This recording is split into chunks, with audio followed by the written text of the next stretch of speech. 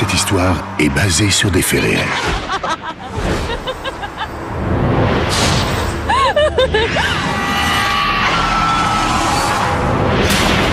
Tu ne l'as pas vu, toi, n'est-ce pas?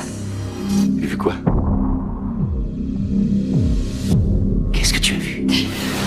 Qu'est-ce qu'on fait quand une personne vient vous dire qu'elle a vu ceci dans son jardin?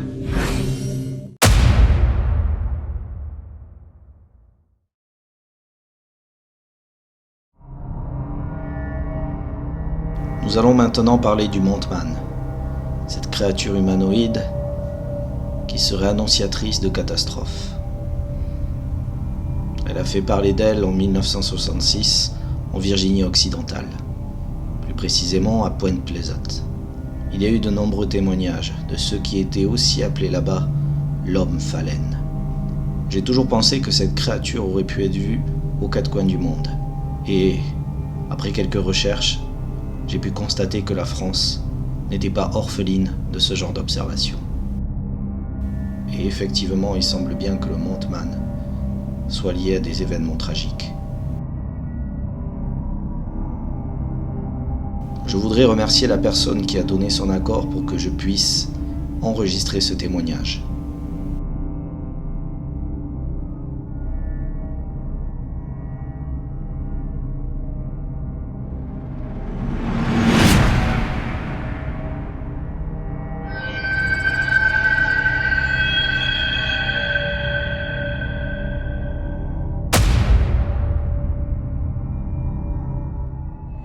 Donc maintenant on va passer à l'histoire de ta sœur.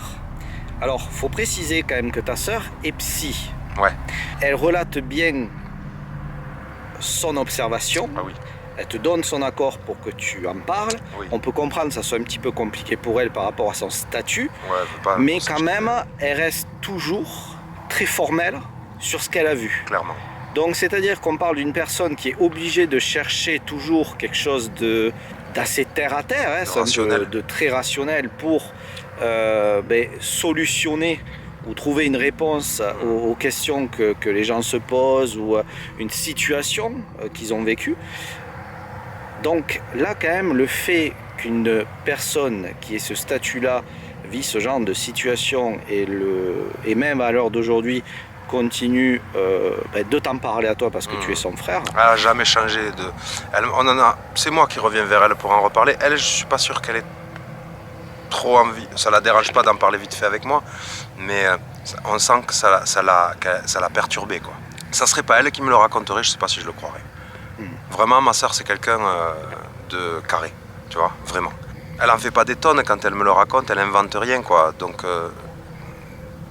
Ça se passe toujours en Ariège. ça se passe en Ariège, hein, chez mes parents. Moi, j'y étais pas, d'accord. C'est en 2001, peu de temps avant la catastrophe d'AZF. Alors ça c'est important de le signaler. Ouais. Quelques jours avant la catastrophe d'AZF. Elle avait dû me le dire avant, ça, tu vois, mais là, elle me l'a redit. Je l'ai eu au téléphone ce matin pour lui demander si je pouvais en parler. Et elle m'a ressorti AZF. Bon. Du coup, il est aux alentours de 21h30, elle me disait à peu près. Alors, je sais pas quel jour de la semaine exactement. Je sais pas. Je pourrais lui demander, te donner la précision plus tard si tu veux, mais. Donc, elle me dit qu'elle ouvre la fenêtre pour fermer les volets, donc il fait nuit. Sur la gauche, en fait, il y a donc, elle ouvre sa chambre, ça donne sur une terrasse et sur le jardin qui est devant. Et à gauche, en fait, il y a un abreuvoir que mon père a mis, un ancien abreuvoir dans lequel il a mis des carpes koi, tu vois, des poissons. Ça doit être à peu près, par rapport à la fenêtre de sa chambre, je dirais, je sais pas moi, 4 mètres, quoi, tu vois, 4-5 mètres maximum, quoi. Donc elle est en hauteur par rapport à ça. Elle doit être à...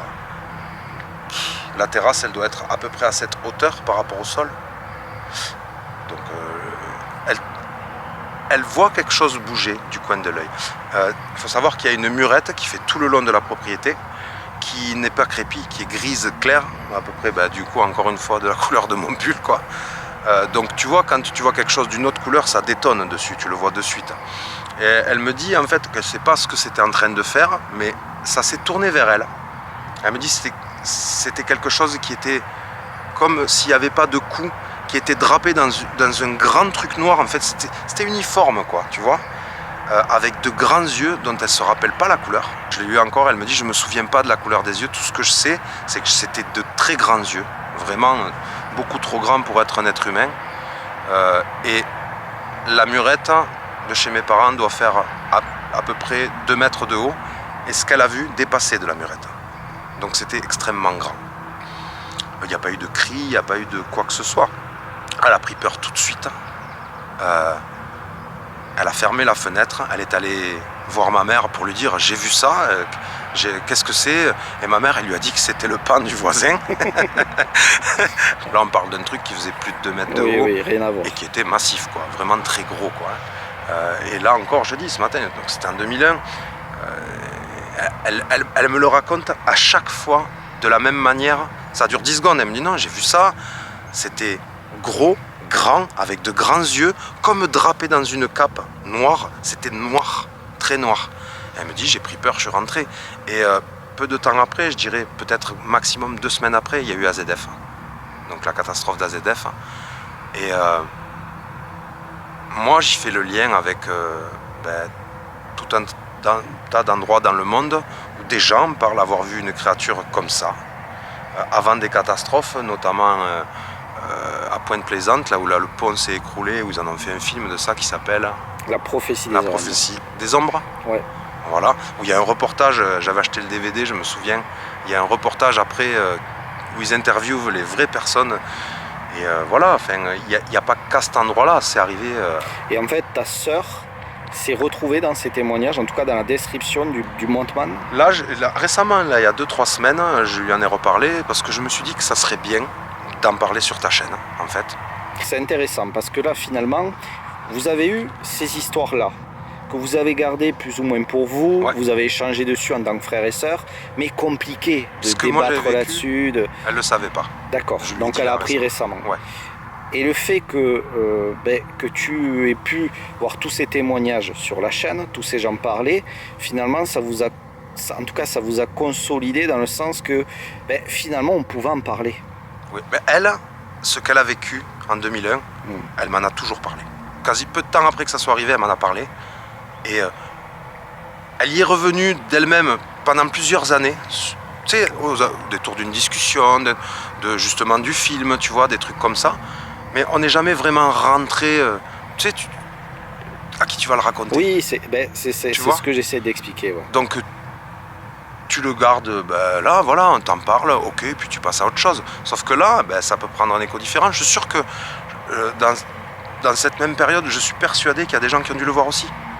Tu vois, je sais pas ce que c'est, hein, j'en sais rien. Déjà, moi, j'étais pas là, donc je ne peux que imaginer ce qu'elle a vu. Mais elle est formelle, quoi, tu vois, sur ce qu'elle a vu. Et elle le décrit toujours de la même manière. Et elle s'est chiée dessus, je peux pas le dire autrement. Pourtant, c'est pas quelqu'un de peureux, ma soeur, tu vois. Je t'ai dit, on a été élevé par un militaire, c'est pas quelqu'un de peureux. Mais elle a eu très peur. Ma mère lui a dit que c'était un pan. Bon, encore aujourd'hui, quand elle me dit maman, elle m'a dit que c'était le pan du voisin, on éclate de rire à chaque fois. Parce que ce qu'elle a vu, ça faisait plus de 2 mètres de haut. Et ça faisait pas la taille d'un pan, quoi. Elle décrit pas vraiment d'épaule. Tu vois, elle décrit comme quelque chose qui est uniforme, avec de grands yeux. Elle saurait pas dire ce que c'est. En tout cas, c'était une grosse masse noire, avec de grands yeux, qui avait rien à faire là. Et qu'est-ce que c'est? En vrai, même si tu me parles des plus grands oiseaux du monde, jamais de la vie ils font 2 mètres de haut dressés sur leurs pattes, quoi. En fait, quand tu dis qu'il avait une sorte de... comme s'il il resserrait quelque chose contre lui, Oui. On partirait sur cette idée peut-être que ça soit des ailes, Des ailes. qui... C'est ça? Écoute, moi j'ai fouillé un petit peu quand je vois les témoignages beaucoup aux États-Unis, tu vois, et même bien avant Internet et la télé et tout ce que tu veux, les Indiens d'Amérique, ils parlaient de cette créature-là. Alors elle n'a pas vu d'elle se déployer et tout, mais quand même, quand tu tapes Mothman, d'accord, tu vois des images, quand je lui ai envoyé l'image. Alors ça m'intéresse. Du coup, c'est très récemment que tu as montré ces images. Là, il y a 2 semaines, quand je commençais à lui dire raconte-moi, même si je savais déjà, mais je voulais quand même donner un peu plus de détails parce que j'avais dans ma tête peut-être un peu prévu de venir en parler sur ta chaîne. Je trouve que ça y a sa place. Et je lui ai demandé, et je lui ai dit, c'est ça que tu as vu? Je lui ai envoyé, elle m'a dit, oui, c'est ça. Tu vois, et l'image, elle est très facilement trouvable. Hein. Tu tapes Mothman, tu tapes image, et c'est, on dirait qu'il est surpris dans un faisceau. Alors, je pense pas que ce soit une vraie image, hein, tu vois. Mais, une illustration. Ouais, voilà. Ouais. Il y a un côté chouette à cet animal, un petit peu. Oui, un peu. Quand il est sans les ailes déployées, tu vois. Alors, et de suite, elle t'a dit, elle m'a dit, ouais, c'est ça.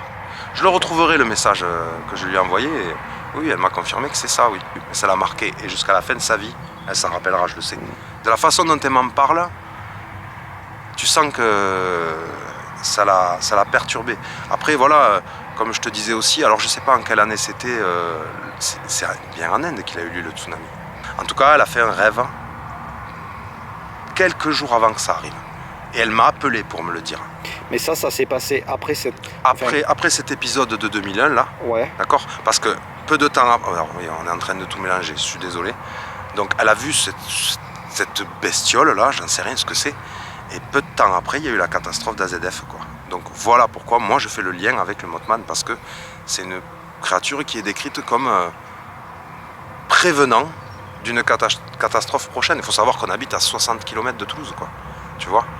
Et c'est tout à fait plausible, quoi, en fait. En tout cas, des récits qu'on retrouve sur le Mothman, effectivement, on est face à une créature qui serait là pour prévenir d'un danger qui risque de se dérouler dans les semaines, voire mois qui arrivent.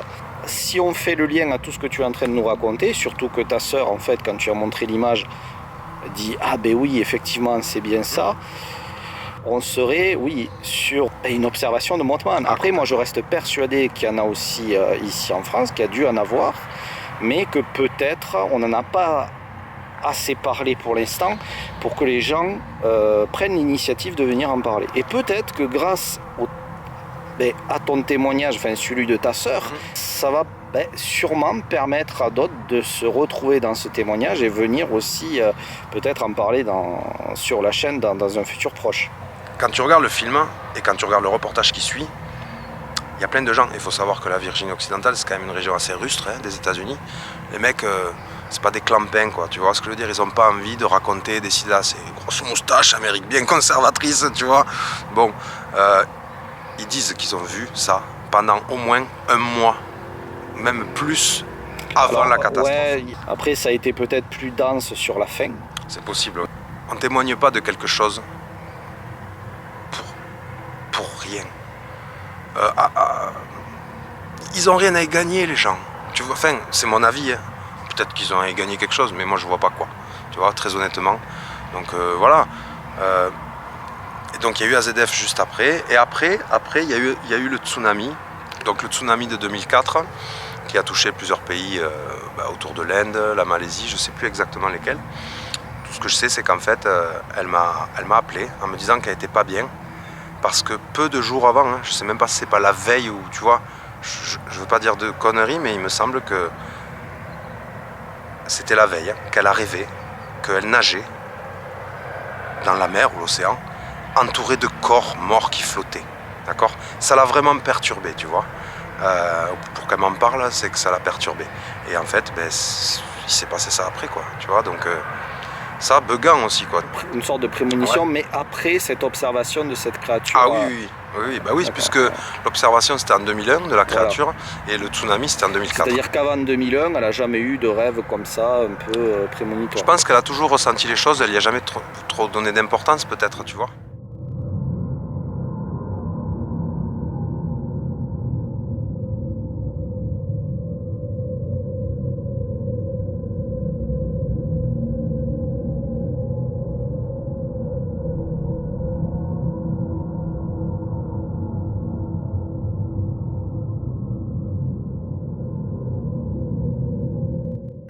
Elle n'est pas dans l'extraordinaire. Tu vois, c'est quelqu'un de simple. Hein, de toute façon, par rapport à son emploi de tous les jours, c'est préférable. Mais même, tu vois, j'en ai vu des psys des fois qui se prennent un peu pour qui ils ne sont pas. Elle n'est pas comme ça. C'est quelqu'un de simple. Vraiment, elle vit simplement, avec ses enfants, son mari, une vie très simple à la campagne, tu vois. C'est pas quelqu'un qui cherche l'extraordinaire dans la vie, quoi. Tu vois. Mais ce qu'elle me dit, ça n'a jamais bougé depuis toutes ces années, quoi. Donc elle a aucun intérêt, elle n'a pas envie d'être connue, qu'on sache que c'est elle, tu vois.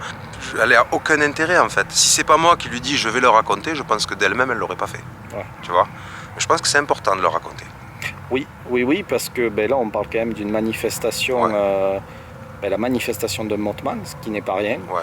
Donc ça peut donner à d'autres personnes qui auraient vu cette même chose de prendre la parole et peut-être faire ce lien avec, toujours pareil, ces catastrophes qui se passent juste après l'observation de cette créature. Je suis persuadé moi qu'il y a d'autres gens qui l'ont vu. Je pense fortement aussi. Après voilà, s'il y a des gens qui entendent, tout ce que je te raconte, ça s'est passé en Ariège. Très bien. Tout ce que j'ai pu ressentir moi de ce qui m'est arrivé, c'était en Ariège. Et ce qui s'est passé pour ma sœur, c'était en Ariège aussi. En tout cas, je pense qu'elle verra cette vidéo. Oui, donc je vais la remercier vraiment du fond du cœur de t'avoir donné la possibilité d'être là aujourd'hui pour nous relater son observation qui n'est vraiment pas rien et très importante, et comme tu le dis, qui a toute sa place sur la chaîne, et puis qui invitera peut-être d'autres personnes à vouloir prendre la parole sur l'observation de ce qu'on appelle un Mothman, mais ici en France. Merci beaucoup Patrice. Avec plaisir. Et puis on n'oublie pas, on reste connecté au mystère, et à très bientôt. À très bientôt. Bonne soirée à tous.